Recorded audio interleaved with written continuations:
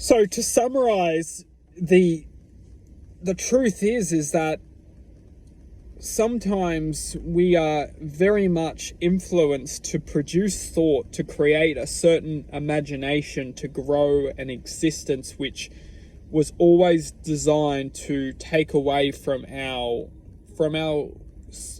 love, because ultimately without thought, when we come into a state of presence, which we can all learn to do through all types of things. Everyone's unique, everyone can find their way in different ways, but ultimately when we learn to silence the mind, or when we learn to become present within existence, we naturally have the ability to vibrate to a state of enlightenment.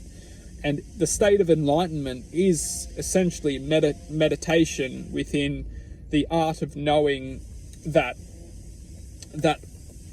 the art of opening ourselves up to infinite existence, infinite possibility, infinite manifestation. This manifestation, it doesn't have thought, it only has existence.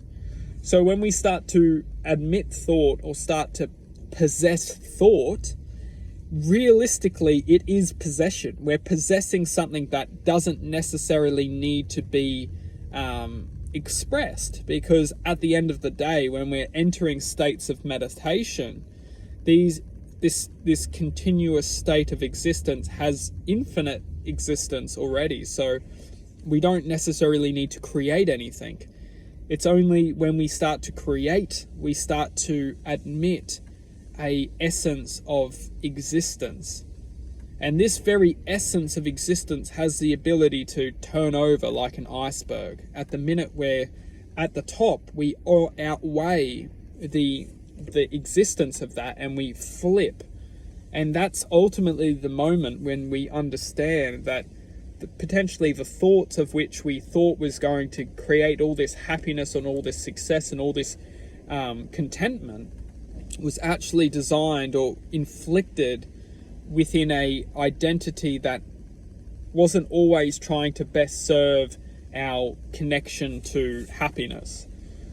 Because otherwise we'd all be beings of happiness, and all be beings of love, and blossom within truth, and blossom within love and positivity and devotion to these vibrations. And the world that we live in wouldn't be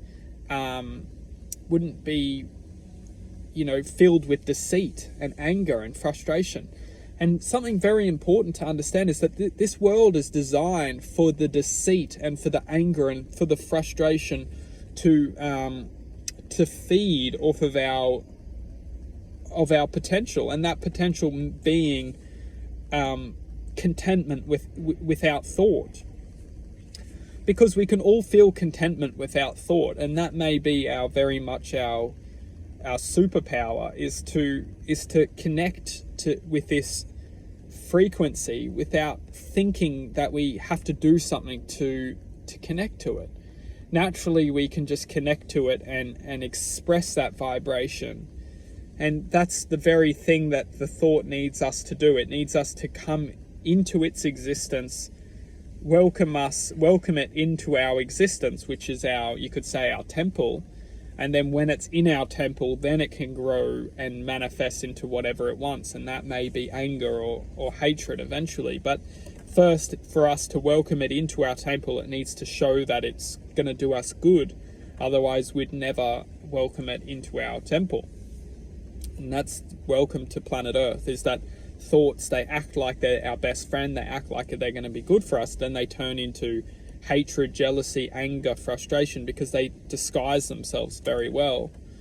And it's something that we just need to get good at and learn how to start to connect and feel rather than think and perceive. Because as long as we're thinking and perceiving with our minds, we have the ability to be manipulated.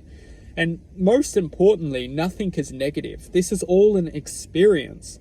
But all which can be conducted is the truth within experience. And as long as we're conducting truth, we have the ability to manifest and vibrate at a higher frequency, which we don't need to be suppressed by the anger and the suffering and the jealousy and the neglect. We can ultimately raise our frequency and understand the quantum truth of our reality.